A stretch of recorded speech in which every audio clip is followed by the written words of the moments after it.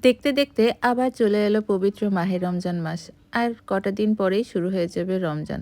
আর রমজান মাস হচ্ছে আমাদের ইবাদত বন্দেগীর মাস। এই সময় যত বেশি পারা যায় ইবাদত বন্দেগীতে মশগুল থাকতে পারলে তত ভালো। মানে তত বেশি সওয়াব কামাতে পারবেন। তো এই সময় ইফতারের একটা ব্যাপার থাকে। তো সেই ইফতারে কিন্তু আমাদের দেশের বা আমাদের এই রিজিয়নের মানুষরা একটু বেশ ভ্যারাইটিস আইটেম ভাজা পোড়া খেতে পছন্দ করি। আ এটা যে খাওয়া স্বাস্থ্যকরের জন্য অত ভালো না, কিন্তু তারপরেও সারাদিন রোজা রাখার পরে কিন্তু একটু খেতে ইচ্ছেই হয়। তো সেজন্য এবার আমি ভেজিটেবল রোল কিছু করে রাখছি। সেটাই আপনাদের সাথে শেয়ার করছি। ১ম এই নিয়ে নিয়েছি আমি সিম, আলু, গাজর আর হচ্ছে পেঁয়াজ, কাঁচামরিচ। এগুলা দিয়ে ভেজিটেবল রোল বানাবো। যেহেতু শুধু ভেজিটেবল খেতে চাবে না বাচ্চারা, বাচ্চারাও রোজা থাকে। বাচ্চারা বড় হয়ে যাচ্ছে। তো ওদের জন্য এর মধ্যে আমি একটু চিকেনও দিব। ভেজিটেবলটাও খাওয়া হবে, চিকেনটাও খাওয়া হবে। আবার শুধু ভেজিটেবল রোলও করা যায়, আবার শুধু চিকেন রোলও করা যায়। তো আমি ভাবতেছি যে এবার ২ টা মিক্সড করে তারপরে করি। তাহলে ২ টা একসাথে খাওয়া হয়ে যাবে। তো ১ম এই আমি সবকিছু তেল দিয়ে একটা ফ্রাই প্যানে দিয়ে দিলাম। এখন এটা একটু ভাজা, ভাজা মতো করে নিব।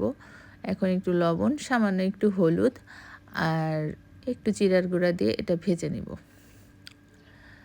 এটা ভাজতে খুব বেশি সময় লাগবে না, আর এটা নরমাল ভাজির মতোই করে নিব। আর চিকেনটা আমি আলাদা করে রেখেছি, কারণ আমি সবসময় মুরগির বুকের মাংসটা ছোট, ছোট করে কেটে একটু বাটারে লবণ, তারপরে গোলমরিচের গুঁড়া আর আদা রসুন বাটা দিয়ে মেরিনেট করে একটু ভেজে রাখি। ওই ভাজাটা আমার যেহেতু আছে, তাই নতুন করে আর কিছু করলাম না। ওইটাই আমি এটার সাথে জাস্ট শেষের দিকে একটু মিক্সড করে দিব। ১ বাটি পরিমাণ দিব।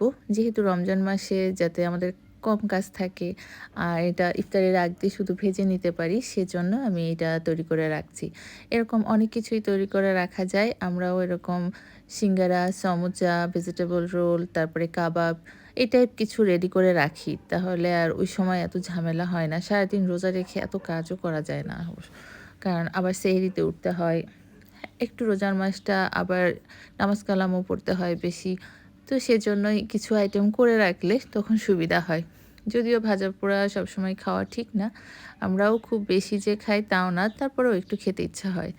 যাই হোক, এই যে আমার ভাজিটা নাড়াচাড়া খুব বেশি দেইনি। ১ম এ ঢেকে রেখেছি, শেষের দিকে এসে একটু নাড়াচাড়া করছি। আর এই যে এখন আমি দিয়ে দিব আমার চিকেনগুলা।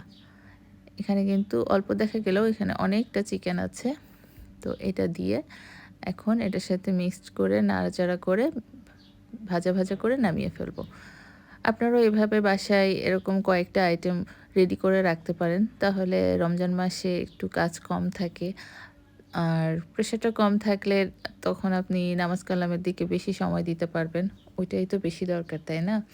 পবিত্র রমজান মাস আসেই তো ইবাদত বন্দেগী করার জন্য। আর এই মাসটা আল্লাহ তাআলার কাছে খুবই পছন্দ। এই মাসে যত বেশি সওয়াব কামানো যায় তত ভালো। ওদিকে আমার ভাজিটা হয়ে গেছে। এখন আমি ভেজিটেবল রোলের ডোটা তৈরি করে নিব। ডো তৈরি করার জন্য ১ম এই নিয়ে নিচ্ছি আটা বা ময়দা, যেকোনোটা নিলেই হবে। আমি এখানে ময়দা নিয়েছি। ময়দাটা যে পরিমাণে বানাবেন সেই পরিমাণ মতো নিবেন। কারণ কে কি পরিমাণে বানিয়ে রাখবেন সেটা তো আর আমি জানি না। যার যতটুকু লাগবে ততটুকু নিবেন। আমি এবার যা বানিয়েছি সবটা শেষ হয়নি। পরে আবার আটা মেখে আরও বানানো লেগেছিল। তো যাই হোক, ক্যামেরাতে যতটুক দেখাচ্ছি এটুকুই আমি এখন দেখাচ্ছি, কিন্তু পরিমাণে আরও বেশি বানিয়েছিলাম। এই যে আমি এখানে কিন্তু একটু লবণ আর কুসুম গরম পানিটা দিই। একেবারে ঠান্ডা পানিও দিই না, আবার খুব বেশি গরম পানিও দিই না। একটু কুসুম, কুসুম গরম পানিটা দিলে না আটাটা খুব ভালো মথা হয় আর একদম পারফেক্ট হয়। আর পানিটা একবারেই বেশি ঢেলে দিব না, অল্প, অল্প করে দিব। এটা আপনারা জানেন, যারা রান্না করেন তারা তো জানেনই রেগুলার। আর যারা নতুন তাদের জন্য এটা টিপস যে অল্প, অল্প করে সবসময় আটাটা মেশাতে হয়। আমি অফ ক্যামেরায় পুরোটা মাখিয়ে নিয়েছি। এই দেখেন। এখন আমি একটু রুটি বেলবো।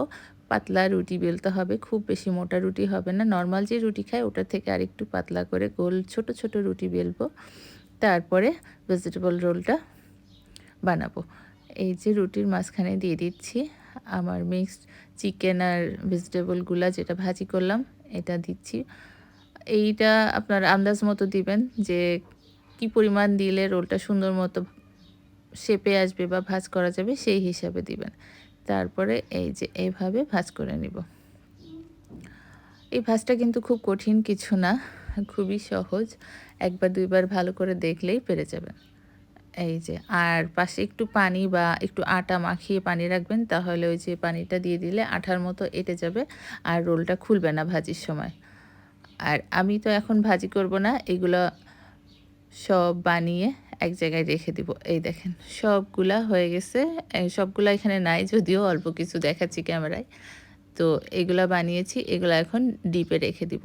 ডিপে রাখার আগে একটা পাতলা মানে যেকোনো একটা প্লেট, যেমন ওয়ান টাইম প্লেট আছে, ওর উপর একটু গুঁড়া দিয়ে দিয়ে ডিপে রেখে দিবেন। যখন শক্ত হয়ে যাবে ৪-৫ ঘন্টা পরে বের করে একটা পলিথিন বা কোনো জিপলক ব্যাগে ঢুকায়ে রেখে দিতে পারেন একসাথে। তাহলে ১ মাসেরও বেশি অনেক দিন ভালো থাকবে।